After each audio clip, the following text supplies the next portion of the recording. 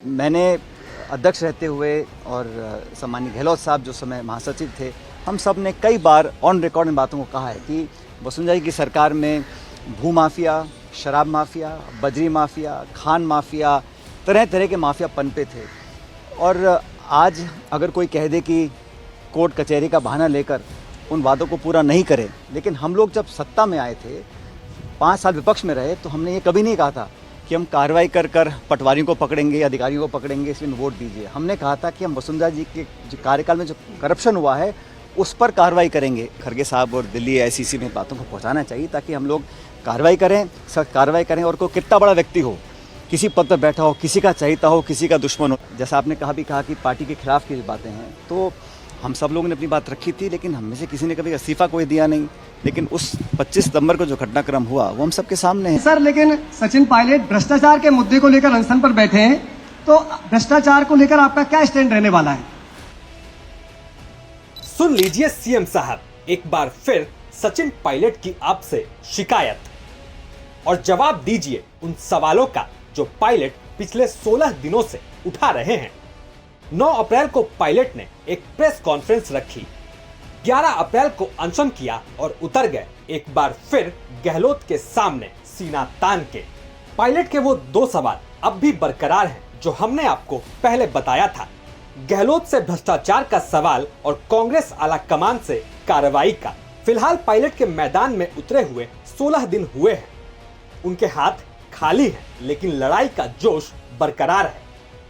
क्या विवाद है? किस से मिले आप? कोई विवाद ही नहीं है तो सुलह की जरूरत कहाँ पड़ी है। मैंने तो एक मुद्दे को उठाया है जो मैं समझता हूँ बड़ा प्रासंगिक है, एक ज्वलंत मुद्दा भी है। और ये बात मैंने आज नहीं उठाई है, मैं 1.25 साल पहले चिट्ठी लिखकर कई बार अवगत करा चुका था। जब उस पर कुछ कार्रवाई नहीं हुई तभी मैंने अनशन करने का निर्णय लिया था। और मैंने हमेशा ही पार्टी के जो हित में है उस काम को करने को हमेशा प्राथमिकता दी है। और सरकार और संगठन को बड़ी मेहनत से अपने खून पसीने से हम लोगों ने सींचा है, तो हम चाहते हैं कि आने वाले समय में हमको कामयाबी मिले, उसके लिए कुछ काम करने जरूरी है। पायलट ने फिर भ्रष्टाचार के मुद्दे पर अपनी ही सरकार पर सवाल उठाया है। वही सवाल दोहराते हुए कहा कि अपनी बातों और सवालों के लिए लड़ता रहूंगा। लेकिन शायद पायलट को ये नहीं पता कि जितना वो गहलोत से सवाल पूछेंगे उतना ही दोनों के बीच तनातनी बढ़ेगी और बढ़ती जाएगी राजस्थान में कांग्रेस की मुश्किलें। अब पायलट ने गहलोत पर एक और बड़ा हमला किया है। राजस्थान में पेपर लीक के तार सीधा आरपीएससी से जुड़े थे। ये बात साफ तौर पर सामने आ चुकी है। कई सरकारी बाबू और नेता मंत्री भी पेपर लीक में शामिल हो सकते हैं। बिना ऊपर के आशीर्वाद के पेपर लीक तो क्या कोई भी घोटाला नहीं हो सकता। और यहाँ तो परीक्षा से ज्यादा पेपर लीक ही होते हैं। इसी पर पायलट काफी नाराज दिखे और गहलोत सरकार पर बड़ा हमला बोल दिया। अभी जो पेपर लीक के मामले हुए, कुछ लोगों को पकड़ा गया, पहले कहा गया था कि कोई नेता, कोई अधिकारी पेपर लीक में सम्मिलित नहीं है। मैंने पहले भी कहा था, मैं नागौर में सभा में मैंने कहा था कि बड़े से बड़ा व्यक्ति हो, जो सरगना है, जो मास्टरमाइंड है, छोटे मोटे दलाल पकड़कर तो अच्छी बात है, लेकिन इसकी तह तक जाना पड़ेगा। और इसके आज जो अरेस्ट हुआ है आरपीसी के सदस्य, ये कैसे सदस्य बने, किसने रेकमेंड किया था, इसकी तह तक जाना पड़ेगा, क्योंकि कहीं ना कहीं तार और जुड़े होंगे। इसलिए जांच रुकनी नहीं चाहिए। पेपर लीक बहुत बड़ा मुद्दा है। ये तो हुई पेपर लीक की बात। अब जरा पायलट ने 25 सितंबर वाले कांड पर जो बोला है वो सुनिए। सरकार को तो क्षति तब पहुंची थी जब सोनिया गांधी जी की आदेशों की अवमानना हुई थी और खुलेआम चुनौती दी गई थी। वो सब काम सबके सामने है, कोई पब्लिक डोमेन में कुछ छुपा तो कुछ है नहीं। और उस पर कार्रवाई नहीं हुई, क्यों नहीं हुई, क्या कारण रहे, जैसा आपने कहा कि पार्टी के खिलाफ की जो बातें हैं, तो हम सब लोगों ने अपनी बात रखी थी, लेकिन हम में से किसी ने कभी इस्तीफा कोई दिया नहीं।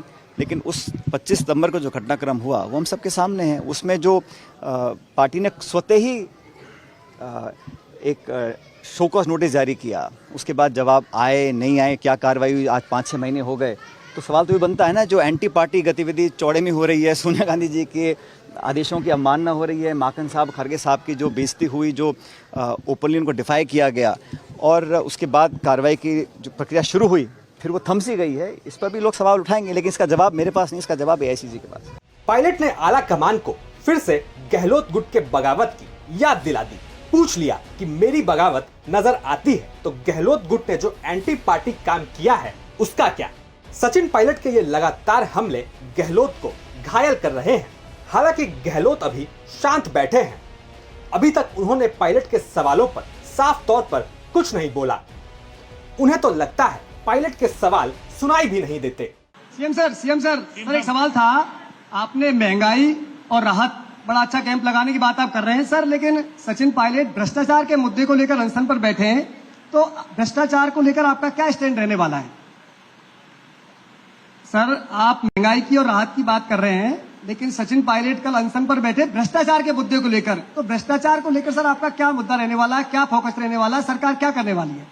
देखिए मेरा तो ये रहेगा, महंगाई राहत शिविरों को कामयाब करो, ये रहेगा। देखा आपने, आप भी अगर किसी को इग्नोर करना चाहते हैं तो सीएम साहब से सीख लीजिए।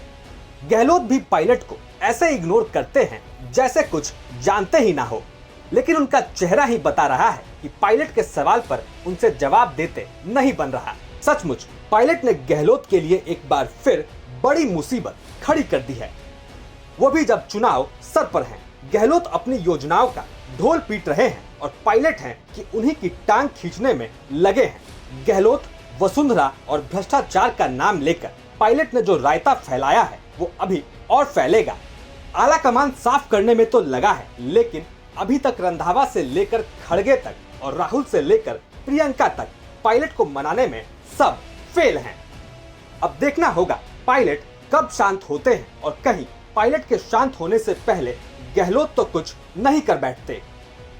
जो भी हो, इस बार गहलोत पायलट की ये लड़ाई काफी दिलचस्प होने वाली है और हो सकता है पायलट पर भी जल्द कोई बड़ा फैसला हो जाए।